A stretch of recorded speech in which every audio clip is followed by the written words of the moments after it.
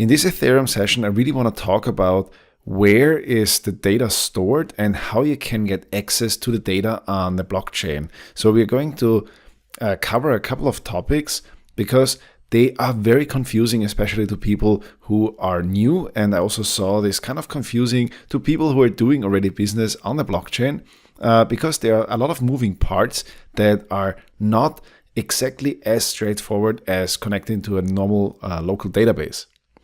So, for example, there's different networks. So this is mostly clear to everyone who has done anything on the blockchain. We know there's the mainnet, which is the Ethereum main network where ethers cost real money. And then there's maybe a test network like Ropsten or Rinkeby. And then you can also start your own private networks. And then there are different tools to access and store data. One would be that you use locally is Ganache, and then there's maybe Geth, which is Go Ethereum, or Pantheon, the new Java client, and so on. So there's not one tool that is like the Ethereum installer. There are different tools that do essentially the same thing, but always a little bit different. And then these tools can maybe talk to each other. And maybe sometimes not. Like Ganache is just a local tool that you start as Ethereum developer. You cannot connect to the mainnet.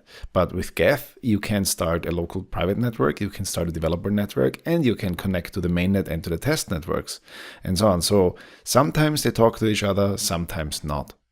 And then data is sometimes distributed and sometimes not. And here we are really talking about you start a transaction locally, and then maybe that transaction gets distributed to different other clients, or maybe not.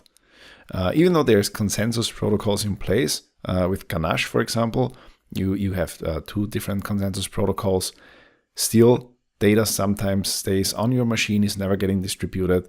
And sometimes when you connect Geth to any other network, then data is distributed.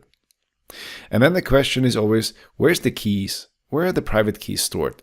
In which software? And sometimes Keystore is included in the software that you're using, like Go Ethereum, for example, has a Keystore included, and sometimes not.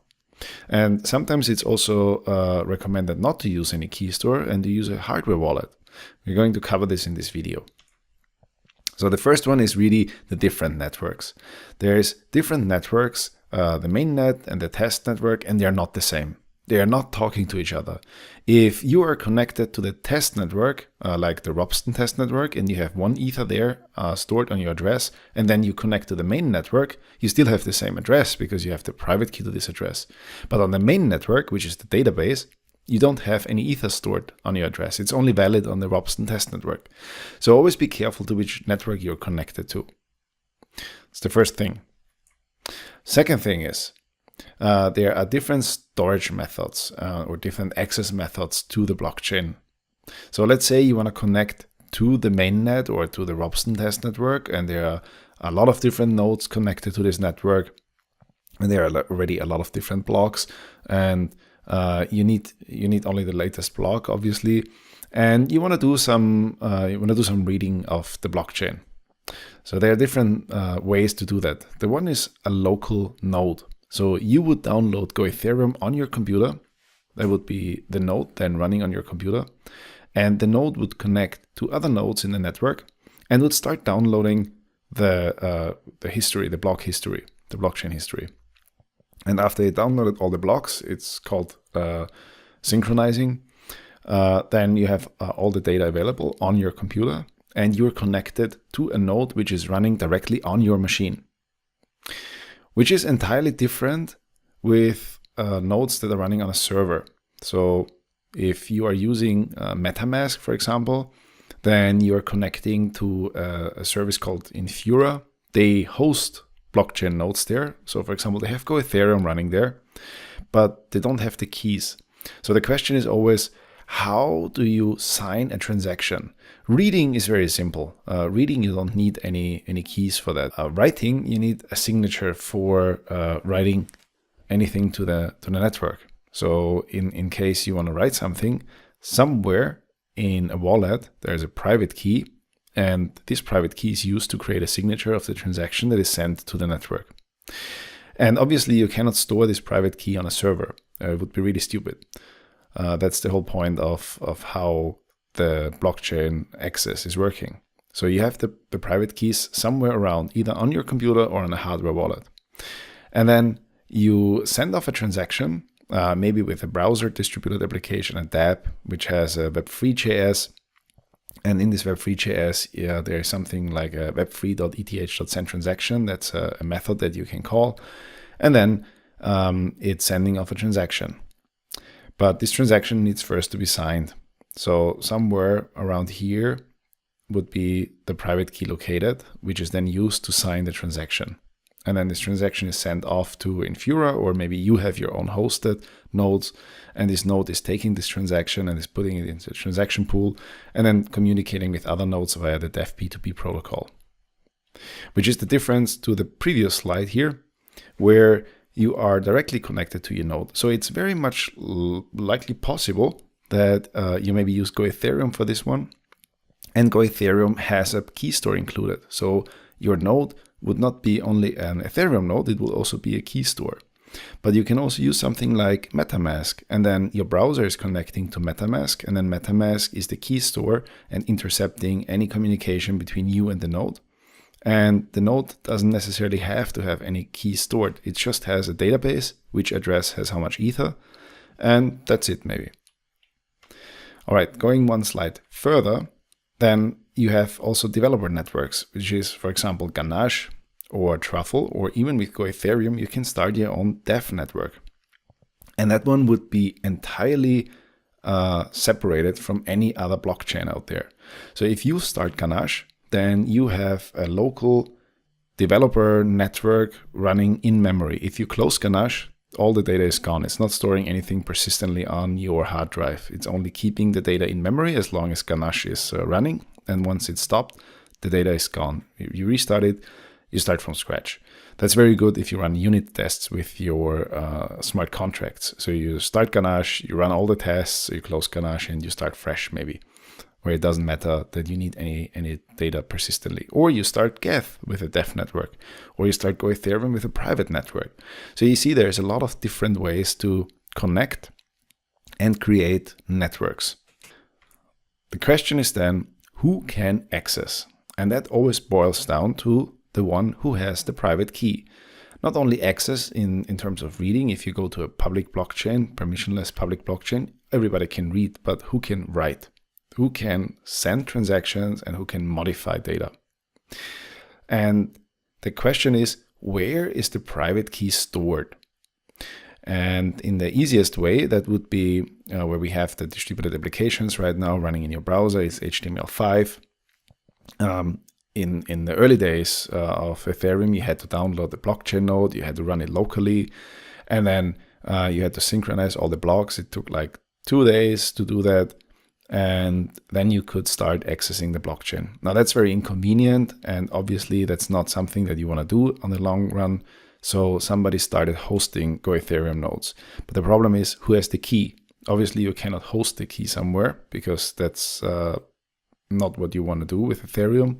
You want to have the key locally, but you still want to access the blockchain. And that's where MetaMask came in. This is why MetaMask is actually so popular, because with MetaMask you get a key store. It's directly attached to your browser. It's a browser plugin, and it intercepts send transactions from JavaScript. And once it sees a send transaction, then it will have a little pop-up. I will show you this in a second. And it adds a valid signature for this transaction if you hit the confirm button. Now, if you still want to run a local Ethereum node like Go Ethereum, then you maybe have a Keystore integrated. And there's this personal endpoint where you can create new accounts, or where you can access your keys and sign transactions as long as the account is unlocked.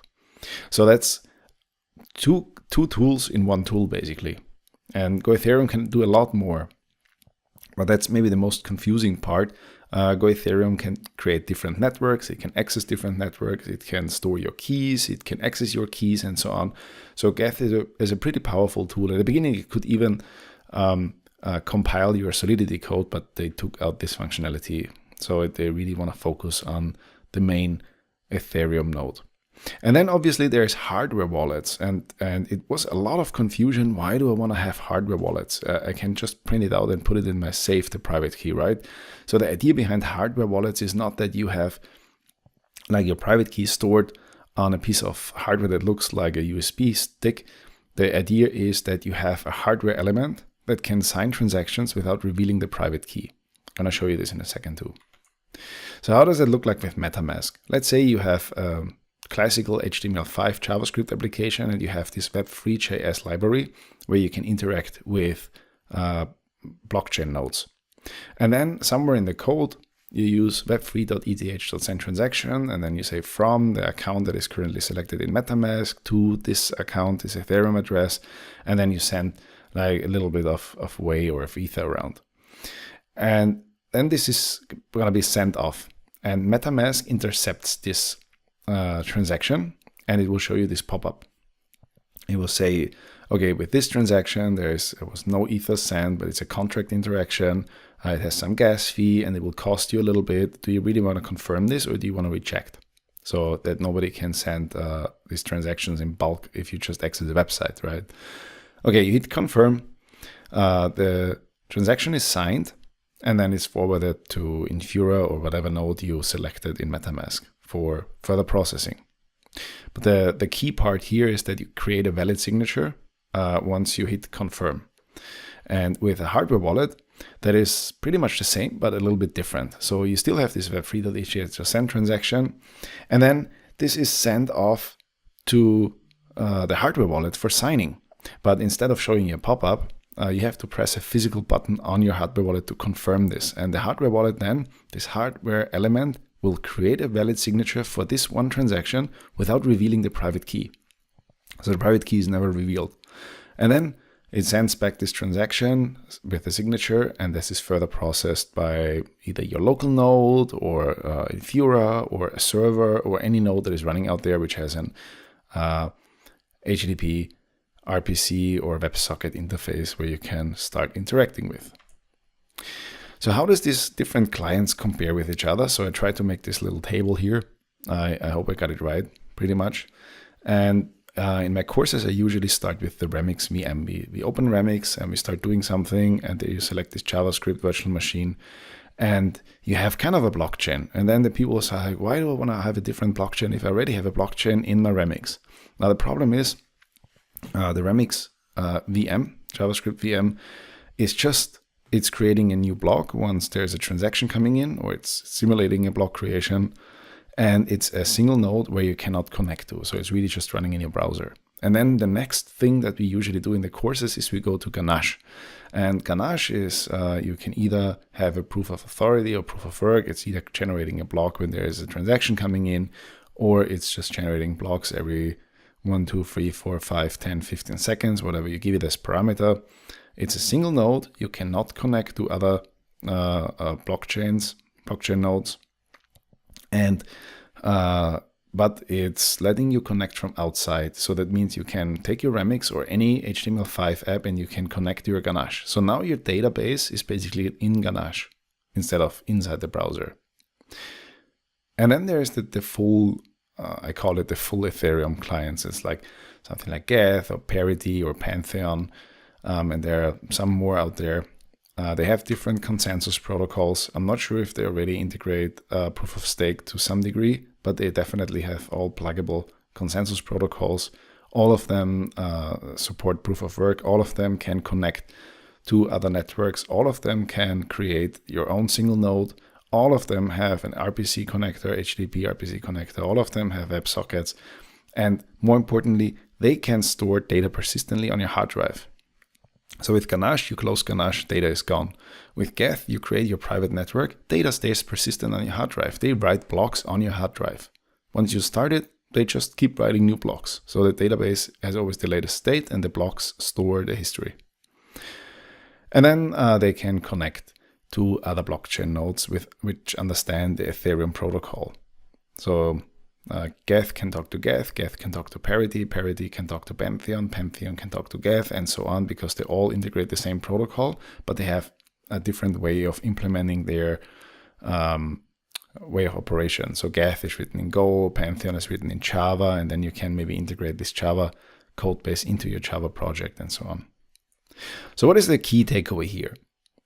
The first one is that the data access and the storage methods, they vary by client. And that means depending on the client that you're using, you get a different way of accessing and storing data and keys. And there's always these two questions that you should ask yourself when you're connecting to a blockchain. Who has the keys? Who is the custodian of the private keys? So, and who is the one who is signing the transaction? And to which network am I actually connected to? Where am I going to save the data? That's it. That's it pretty much. This is what it boils down to. If you liked this Ethereum session, then just hit subscribe. I'm always active in the comments, so let me know what you think. And check out the courses in the description below. And I'll see you in the next video.